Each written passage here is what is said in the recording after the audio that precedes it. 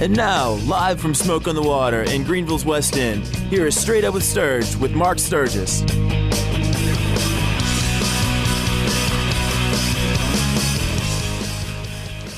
All right, welcome back in. 8:24 on this Wednesday night hump day edition of Straight Up with Sturge, coming to you live from Smoke on the Water. And to the guest lines we go. We bring on one of the best at covering the game of college baseball, and Kendall Rogers from perfectgame.org. You can follow him on Twitter, again, at Kendall Rogers PG. That stands for Perfect Game. And good thing, Kendall, you don't have PG-13 on there.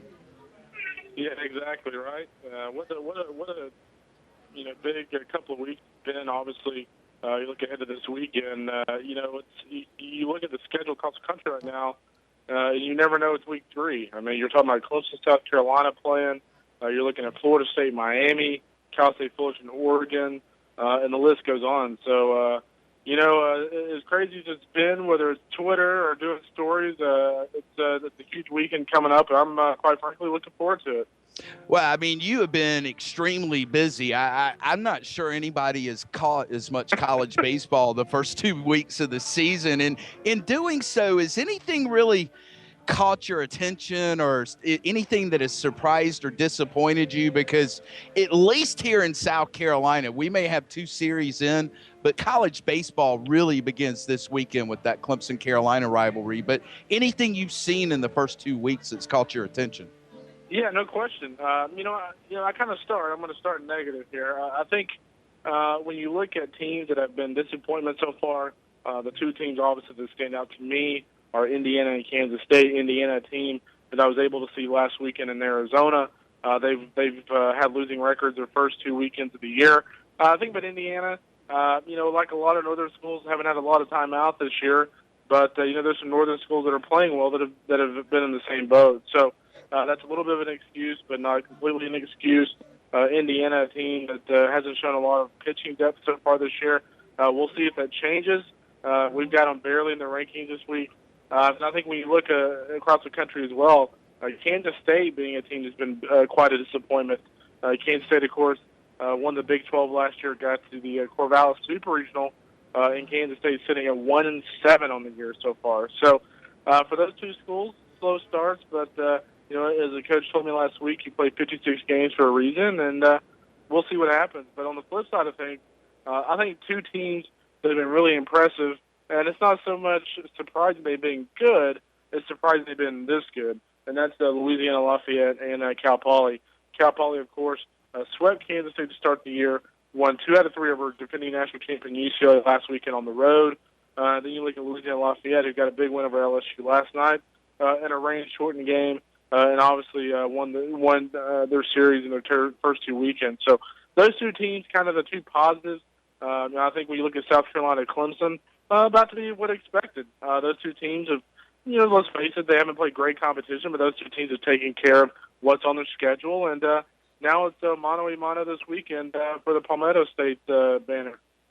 Yeah, it's interesting that you bring up Indiana because I have some questions here, and they're in my 3rd question because they made that run last year. They were highly ranked to begin the season, and I kind of find north of the Mason-Dixon line, if you will, college baseball interesting because of all the variables they have to deal with weather. Is Indiana still the team north of the Mason-Dixon line to watch, or is there somebody else that's caught your attention? Because that's 2 years in a row we've had a central team in the U.S. end up out in Omaha with Indiana. I believe it was Kent 2 years ago. Yeah, exactly. What's interesting about the Big Ten is, watching the Big Ten Pac-12 Challenge last weekend out in Arizona, I was really impressed with every single Big Ten team I saw. I thought Michigan State was a very physical offensive line.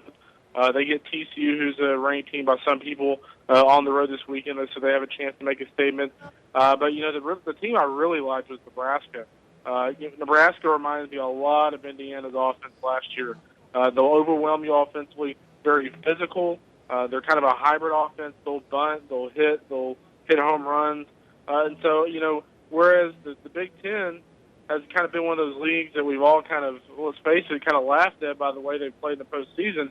That league is looking very good right now. I mean, you're talking 4 teams in that league right now that I think are probably, at least if they continue playing the way they played the first 2 weekends, are probably postseason type of teams. So, the big thing across the country is I've had this discussion with so many coaches, whether it's coaches in California, South Carolina, Florida, is college baseball has evolved into a sport where Coastal Carolina, for instance, probably set the bar for this. As programs that maybe aren't able to make a statement in basketball or football at the Division I level, they figured out that you throw a bunch of money into baseball, it's a partial scholarship sport, and it's really not that hard to win every once in a while. And teams have seen Coastal Carolina's philosophy, and they kind of implemented that across the country, and now you're seeing a lot more parity. These days, I know, Clemson fans, for instance, get frustrated. They haven't been to Omaha in a few years, and South Carolina fans jumped off a bridge because they didn't get to Omaha for 1 year last year. But the fact of the matter is we're in a day and age in baseball where getting to Omaha back-to-back years is almost unheard of just because of how competitive everybody is. Yeah, that's so true. We're talking with Kendall Rogers from perfectgame.org, one of the best covers of college baseball. You can follow him on Twitter at Kendall Rogers PG, and you can follow Perfect Game on Twitter at Perfect Game USA. Kendall, we know this rivalry that starts Friday night in Columbia between South Carolina and Clemson is big. And it's always been big, but what really ramped it up was 10 years ago when they met in South Carolina and won 2 games back-to-back to move on to the finals of the College World Series. How big is this game outside of South Carolina on the national scale? Do we make too much of it when we say that this could be maybe the Duke Carolina of basketball or the Auburn Alabama of college football? I think it's a great question, and to be honest with you, and I'm not just saying this because I'm on your show, but in the state of South Carolina, but I would say it's the premier rivalry in the country. I think if you look back, let's say a decade ago, I think you might have looked at maybe Oklahoma State, Texas A&M, Miami, Florida State. And let's not forget, Miami, Florida State is still a very big deal, but it's a different type of rivalry. I think when you look at Miami and Florida State, I don't think there's a lot of respect there at all. I think it's pretty much a hate-hate relationship. I think the thing that makes Clemson, South Carolina special is, it's a little bit of a hate relationship, but it's also a respect relationship. These are people you're going to have to go to the water cooler on Monday at work and hear it from your buddy for the next year if your team goes there and loses a series to Clemson, South Carolina. That's not the case in some of these other ones. So I think when you look at the success of those programs over the last decade or so, I would say it's the premier series in the country. Others might disagree, but you look at the intensity involved. You look at the Michael Ross legend was hating Clemson. You look at the whole bat gate a couple of years ago. That kind of ramped it up. So it's evolved into something that everybody around the country really looks forward to. And again, I really wish ESPN and some others would really kind of showcase that as a premier series on television every single time these teams play, because it's intense. And as a college athletics lover, I love that rivalry. And, I'm not sure I would call anything to Duke or Carolina of a sport, but I'll say it's as close as it gets when it comes to college baseball. Yeah, it's different. And again, Kendall, it's always been big. But what jumped it up another level was, I think it was 2002 in that College World Series when they literally faced off to see who made the finals. What do you like about Clemson in this 6-1 start? To me, it's kind of difficult until we come out of this series this weekend because, right now, one of the best programs in college baseball, South Carolina, and you get the chance to judge yourself against one of the best. But has anything caught your attention from Clemson so far this season? Yeah, the crazy thing about Clemson and South Carolina right now is, and this is not any disrespect to Clemson, but with South Carolina's higher ranking and things like that, and what they've kind of done in the last few years, it's strange because even though we have Clemson ranked top 15, they've really kind of floated under the radar a little bit, and I'm not real sure why that is, but a lot of people aren't talking about them. But I really like this team. I think when you look at the return of Daniel Gossett, you look at Cronover, you go down the list of pitchers. They've got a talented pitching staff. I think when you look at the offense, I think the offense has even a lot more potential. It's kind of funny. I was just looking at some of the updated stats today, and you guys you got guys like McGibbon and Jay Baum and guys like that who really haven't even gotten into their groove yet. So when this team is clicking in all cylinders, it's an elite baseball team. And so, what's interesting about it is I really think that these two teams match up very well. I think Clemson's a team that will be able to hit. I think South Carolina's probably got their best offensive lineup in several years. And I think when you look from a pitching standpoint, again, neither one of these teams has really a pitcher that's just going in Jordan Montgomery, guys who may not throw seven, but they're both guys who do an exceptional job in the strike zone. They're consistent, and that seems to be kind of the common thing with both teams' pitching staff. So somebody was asking me the other day for a prediction, and and I took South Carolina 2 out of 3, but really on paper, you could really go either way. I mean, I don't see any way you can really predict the series at this point, or really ever any year for that matter. We're talking with Kendall Rogers from perfectgame.org. You can follow him on Twitter at Kendall Rogers PG, the best at this coverage of college baseball. And, quite frankly, Kendall, it looks like South Carolina's just reloaded. Incredible. Even though it came against Duquesne or Bucknell in Eastern Kentucky, 5 consecutive shutouts, 51 innings they haven't been scored on. It just looks like maybe Chad Holbrooks is reloaded with some $1 million arms that chose not to go directly to pro baseball.